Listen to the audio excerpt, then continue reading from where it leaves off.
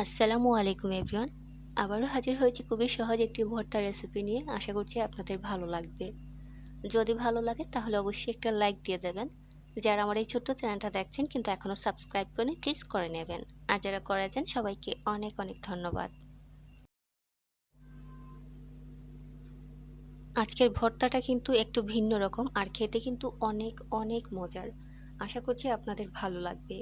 আর এই ভর্তার রেসিপিটা আপনারা যারা কখনোই খাননি একবার হলেও চেষ্টা করবেন, খেয়ে দেখবেন। আশা করছি ভালো লাগবে। ভর্তাটা কিন্তু তৈরি করা অনেক সহজ।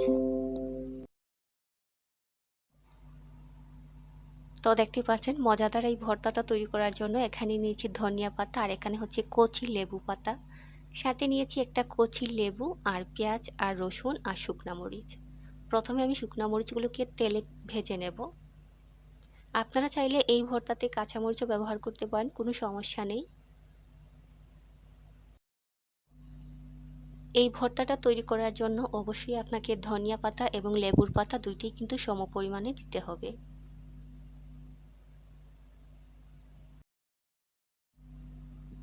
এবারে সবকিছু কেটে ধুয়ে পরিষ্কার করে নিতে হবে। আর যারা ভর্তাতে রসুন খেতে চান না, না দিলেও হবে, তবে চেষ্টা করবেন একটু করে রসুন দিতে, এতে করে কিন্তু ভর্তাটা খেতে আরো অনেক মজার হয়।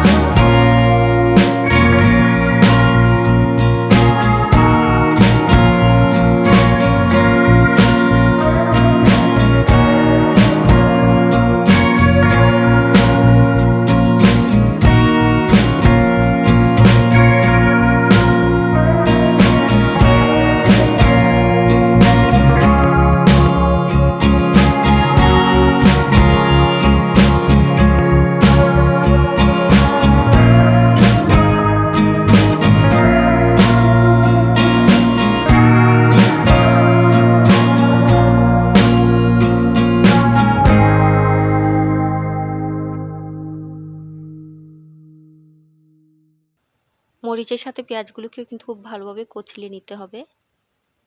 এবারে দিয়ে দিচ্ছি পাতা, যে পাতাগুলা কেটে রেখেছিলাম, ধনিয়া এবং লেবু পাতা। সাথে দিচ্ছি লেবু, কুচি করে রাখা লেবু, আর হচ্ছে সরিষার তেল। এই পর্যায়ে যে কি সুন্দর একটা অ্যারোমা এসেছে, মানে বলে বোঝানো যাবে না। মানে গন্ধের সাথে মানে খেতে ইচ্ছে করছে, এইরকম একটা মজা আর গ্রান বেরিয়েছে। যখন আপনারা তৈরি করবেন তখনই বুঝতে পারবেন ভর্তাটা কত মজার।